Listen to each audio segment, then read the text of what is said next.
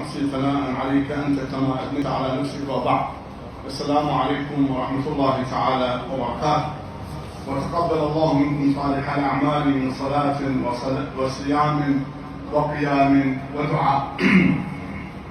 في اللقاء الماضي، تتمة للقاء الماضي، بعد أن أمر الله تعالى الملك الكريم إسرافيل أن ينفخ في الصور، فصعق أي مات من في السماوات ومن في الأرض إلا من شاء الله. ثم أمر الله ملك الموت أن يموت هؤلاء الكرام الملائكة الذين شاء الله أن لا يموتوا بالصعقة، وإنما ماتوا بقبض أرواحهم عن طريق ملك الموت. ثم مات آخر واحد ملك الموت. الآن تركنا الخلائق كلها قد ماتت، وهدوء وسكون لم يرى الكون مثله أبدا. بودي أن أكمل كيف أن الله تعالى يحيي إسرافيل فينفخ في الصور، فتقف الخلائق بين يدي الله تعالى للحساب ولفصل القضاء. ولكن في ساحتنا اليوم شبهة خبيثة، أجلكم الله أعاذكم الله. هذه الشبهة الآن نفند هذه الشبهة، أجلكم الله، القذرة التي تعفنت في عقول بعض من يدعون العلم، سواء الاختصاص بالفيزياء أو الكيمياء، أو حتى مع الأسف البعض مختص في العلوم الشرعية وينكر علينا نعيم أو عذاب القبر. هذه بدعة وعمل باطل منكر لا أصل له في دين الله تعالى. نعم، إذا حكموا العقل على النصوص الشرعية فعند ذلك يقولون، من يقول هناك جنة وهناك نار وهناك صراط وميزان وحساب ووقوف بين يدي الله، وحتى ينكرون وجود الرب جل وعلا لمن يحكم عقله الصغير التافه المحدود في المسائل الغيبية الكبرى. أما إذا رجع إلى النص فهو ينجو هو وينجو غيره من يتبعه. تعال معي على عجالة إلى القرآن الكريم. هل أن القرآن الكريم ذكر نعيم أو عذاب القبر؟ أعاذنا الله وإياكم من عذاب القبر. نعم، تربو الآيات على 13 آية، 13 آية، أذكر منها للاختصار. أول آية الكل الحمد لله الحضور من الرجال والنساء جزاهم الله خيرا يحفظون هذه الآية، أي في سورة التكاثر. ماذا يقول ربنا فيها؟ ألهاكم أشغلكم التكاثر حتى زرتم المقابر. سمى فترة البرزخ الممكوث في القبر إلى قيام الساعة سماه زيارة. والزيارة عندما تذهب إلى صديق أو حبيب أو قريب أو صديق، نصف ساعة ساعة تشرب لك استكان شاي وتغادر أو وجبة طعام، سماها زيارة، أي دخول القبر زيارة. الآن ما وصلنا إلى الدليل. حتى زرتم المقابر كلا سوف تعلمون ثم كلا سوف تعلمون. كلا ما يجب أن تقف عند القارئ أن يقف. ماذا؟ لو تعلمون علم اليقين لترون الجحيم. أين يرون الجحيم؟ في عذاب في القبر والعياذ بالله.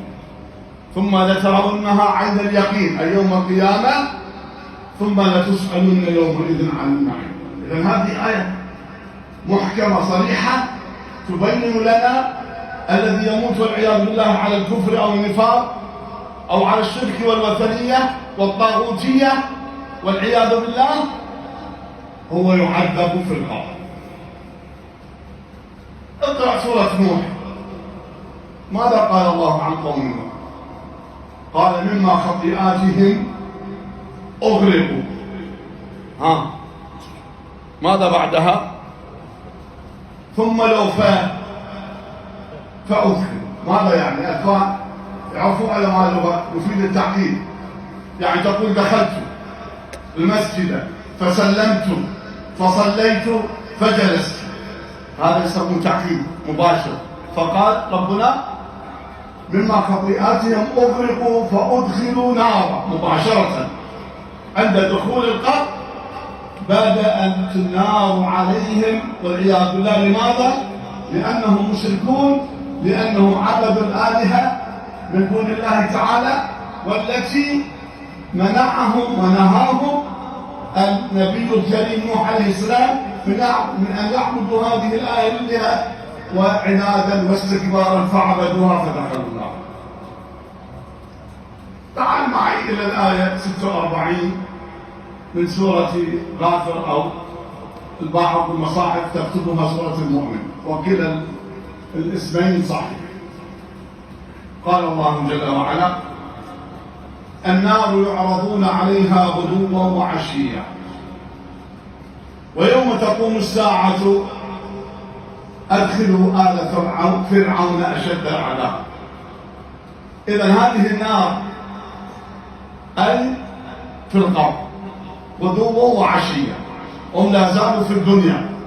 ويوم تقوم الساعة سيصلون العذاب الشديد الأليم الثقيل العظيم يوم القيامة. ويوم القيامة أدخلوا آل فرعون أشد العذاب والعياذ بالله.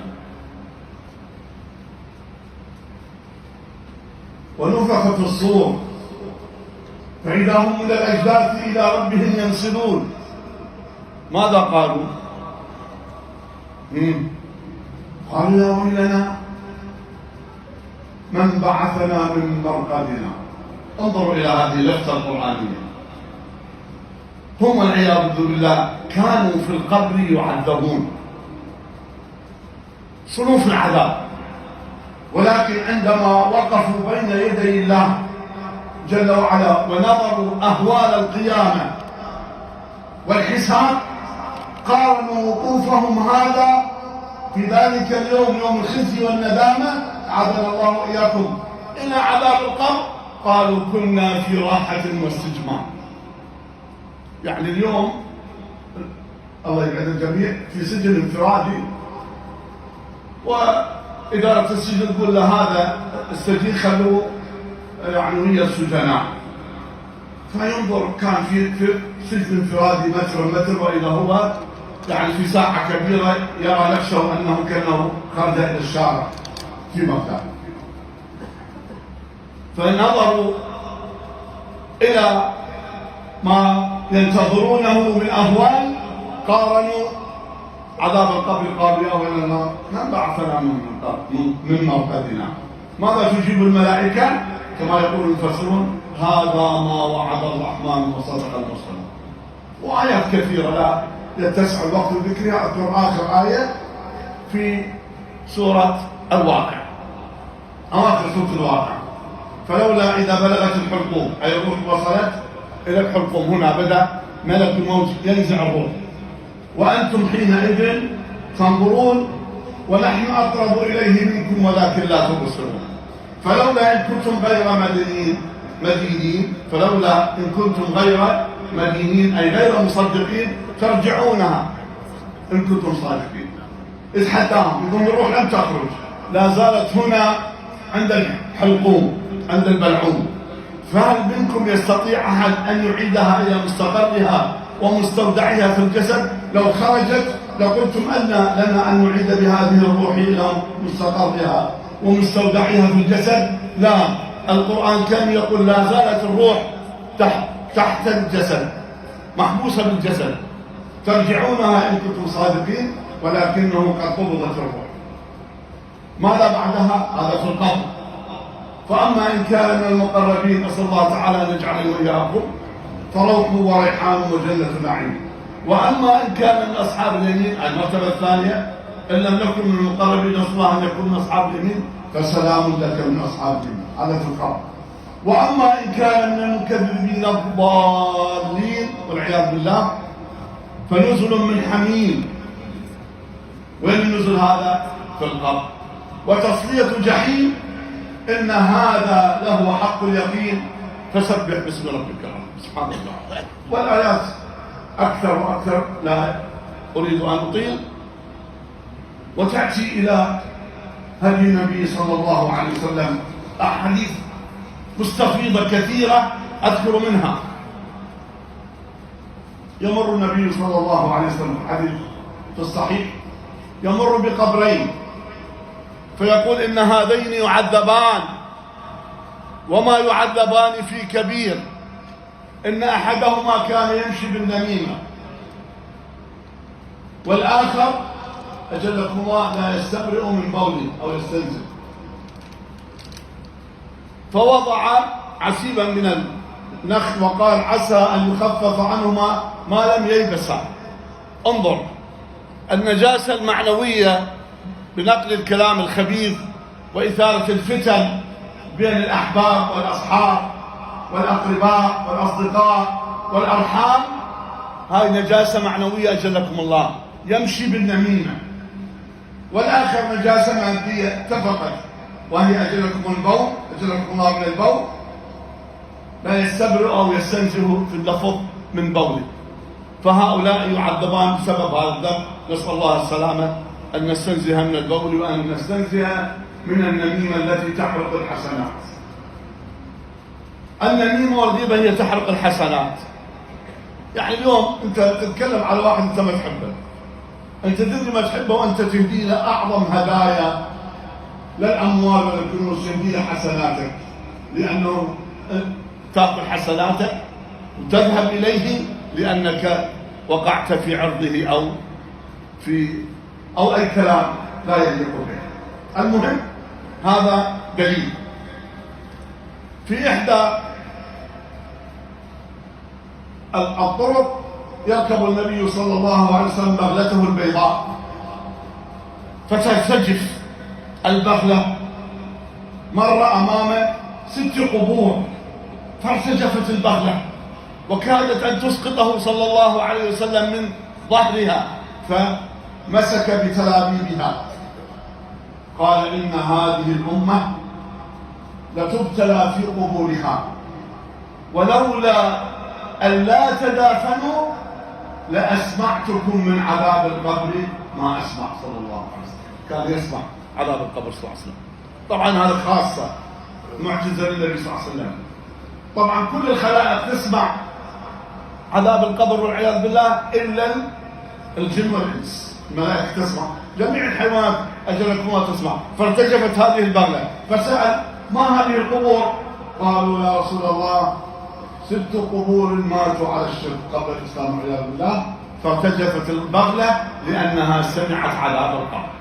خرج النبي صلى الله عليه وسلم يوما فسمع دويا، قالوا أتدرون ما هذا؟ قالوا الله ورسوله أعلم. قال يهود تعذب في قبوره والعياذ بالله. إذن كما بين النبي صلى الله عليه وسلم أن القبر روضة من رياض الجنة أو حفرة من حفر النار. والمؤمن في القبر بعد أن يجيب على الأسئلة التي تسأل الملائكة يوسع له في قبره 70 ذراعا ب70 ذراعا. لا تشوف هاي الحفرة الصغيرة، لا، للمؤمن 70 ذراع يعني طول العمر. بعد يفرش له من فرش الجنة ويكسى من كسوة الجنة ويفتح له باب يشم رائحته الزكية، فمن اشتياقه للجنة يقول يا ربي أقم الساعة، يعني أنا أقم الساعة حتى أرجع إلى أهلي ومالي، أي ما عد الله لي من نزل في الجنة. فهذا تقول له الملائكة، تقول له لا نم نومة العروس. العروس يقصد به الرجل والمرأة بالعرب، ما يقولون عريس وربع يزفونه، يقولون عروس، سواء العروس للرجل وعروس أيضا يشمل للمرأة. هذا في يعني مصطلحات العرب. نومة العروس، ويأتيه رزقه من الجنة بكرة وعشية، وجبتين.